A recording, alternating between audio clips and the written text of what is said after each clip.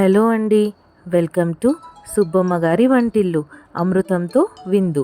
ఈరోజు మన ఛానల్లో అందరికీ ఎంతో ఇష్టమైన నోరూరించే చింతపండు పులిహోర ఎలా చేయాలో ఇప్పుడు చూద్దాం. ముందుగా మనకి పులుపు సరిపడా చింతపండును వాటర్లో వేసుకొని నానబెట్టుకోవాలి.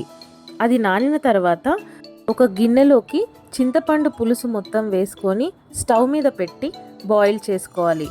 అది బాయిల్ అవుతున్నప్పుడు టేస్ట్కి సరిపడా సాల్ట్, ఒక 5 పచ్చిమిర్చి చీలికలు, కొద్దిగా బెల్లం వేసి మరిగించుకోవాలి. చింతపండు పులుసు ఇలా చిక్కగా దగ్గరికి అయిన తర్వాత స్టవ్ ఆఫ్ చేసుకోవాలి.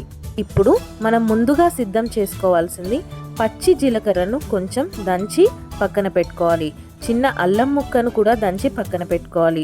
2 పచ్చిమిర్చి కూడా దంచి పక్కన పెట్టుకోవాలి. కొద్దిగా పసుపు, కొద్దిగా కరివేపాకు తీసి పక్కన పెట్టుకోవాలి.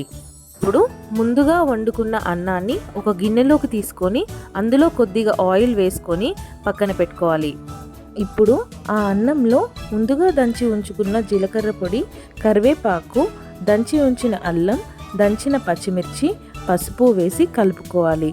ఇప్పుడు అందులో ముందుగా బాయిల్ చేసి పెట్టుకున్న చింతపండు రసాన్ని కూడా వేసి బాగా కలుపుకోవాలి.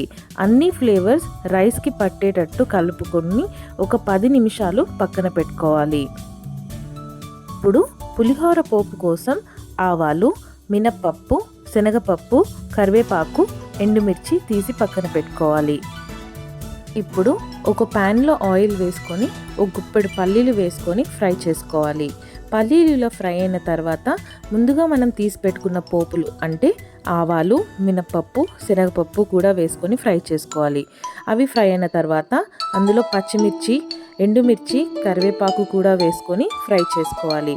అవి ఫ్రై అయిన తర్వాత అందులో ఇంగువను కూడా వేసుకొని ఫ్రై చేసుకోవాలి. అవన్నీ బాగా ఫ్రై అయిన తర్వాత ముందుగా మనం కలిపి పెట్టుకున్న అన్నంలోకి వేసుకోవాలి.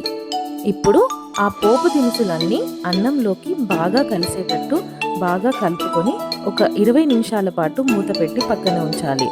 అంతేనండి, అందరికీ ఎంతో ఇష్టమైన నోరూరించే చింతపండు పులిహోర రెడీ అయిపోయినట్టే.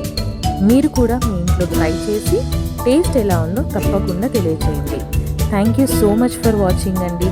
Please like, share and subscribe. మళ్ళీ మరొక వంటతో మళ్ళీ కలుద్దాం. థ్యాంక్ యూ సో మచ్ అండి.